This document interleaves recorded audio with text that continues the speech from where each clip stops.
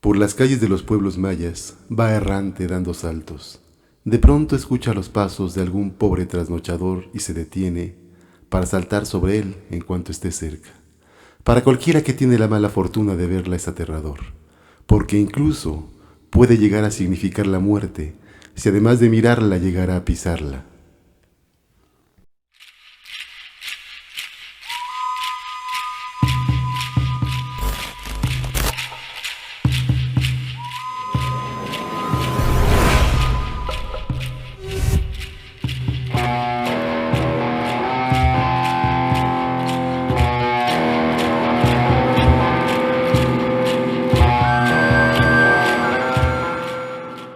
La cabeza errante perteneció a una bruja de la región maya, quien en una noche, mediante una serie de conjuros y de invocaciones oscuras, consiguió un abominable hecho: desprender su propia cabeza de su cuerpo.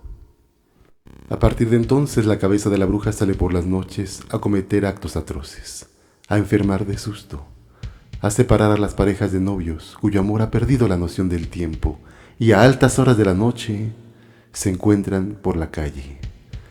La cabeza de la bruja atemoriza mientras el cuerpo permanece descansando en una hamaca. Antes de salir el sol, la cabeza vuelve a su casa y se une nuevamente a su cuerpo.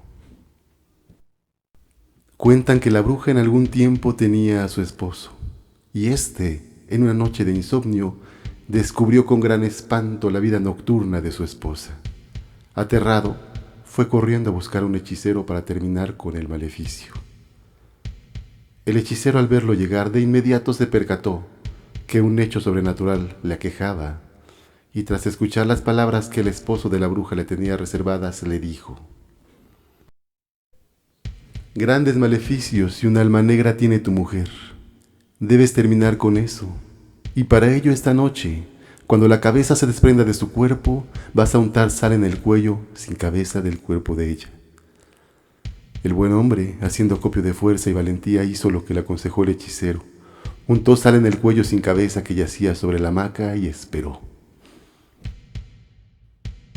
Tiempo después, ya entrando el alba, la cabeza apareció rodando en su casa, y de un salto intentó unirse al cuerpo, pero no lo logró.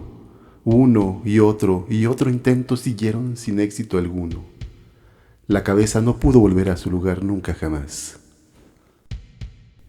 La bruja, o mejor dicho, la cabeza de la bruja, juró vengarse mientras lloraba amargamente ante lo que ella consideró como una traición por parte de su esposo. Dicha traición derivó a partir de entonces en espantar y en ocasiones incluso arrebatar la vida a aquellos que solitarios se atreven a andar en las calles de los pueblos de la región maya. El aspecto es repugnante, los cabellos revueltos, sangre corriendo por la base de la terrorífica cabeza, y su boca parece decir algo, pero en realidad, después de amenazar a su esposo y de lamentar el rompimiento del maleficio, nunca nadie ha podido escuchar su voz.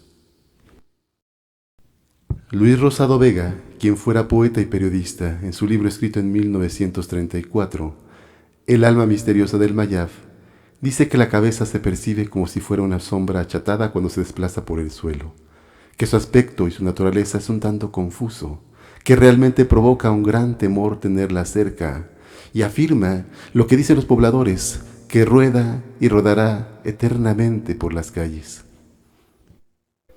Este mismo autor, en 1940, en su libro Un pueblo y un hombre, menciona los casos en que otras cabezas divagan desprendidas y regresan a las sepulturas a unirse con sus cuerpos.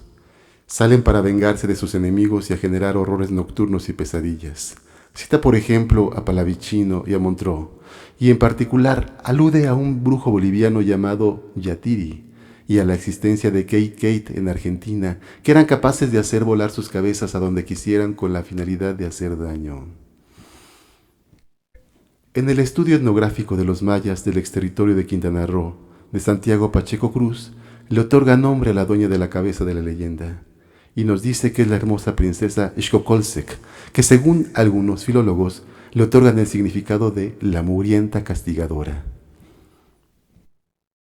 Las voces populares dicen que a la cabeza errante le gusta en especial espantar a las parejas de enamorados, que es como una especie de venganza por el amor frustrado, pues con la relación a su marido quien la condenó a vagar eternamente.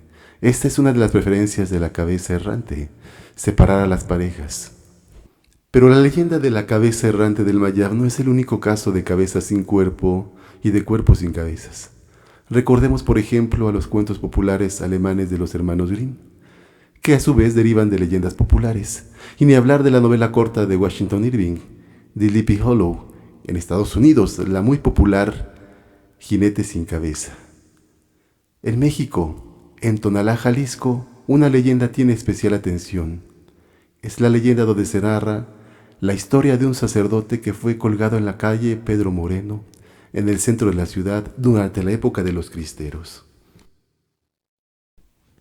Se cuenta que a medianoche, en las inmediaciones de la parroquia de Santiago Apóstol, en el trayecto que se localiza entre el arco y el campanario, quienes pasan por ahí ven la silueta del sacerdote sin cabeza, pasando por el arco, hacia el lado oriente de la calle mientras sopla un viento helado. Y regresando a la región maya en el estado de Yucatán, se le conoce como Culcalquín, donde se cuenta una versión aún más antigua, y nos dice que fue un sacerdote maya quien fue decapitado, y que desde entonces su alma en pena vaga por los caminos buscando su cabeza. Con la llegada de la colonización en Yucatán, la versión cambió, y dejó de hablarse de un sacerdote maya, para hablar entonces ahora de un sacerdote católico. Se cuenta también que este sacerdote rapta a los niños malcriados o desobedientes. Así que se usa la leyenda de Culcalquín para atemorizar y para reprender a los niños que se han portado mal. En el estado de Hidalgo también es popular una leyenda acerca del jinete sin cabeza, entre muchas otras historias más en muchos otros lugares de México y de todo el mundo prácticamente. Tlazocamati Miek. Muchas gracias. Hasta pronto.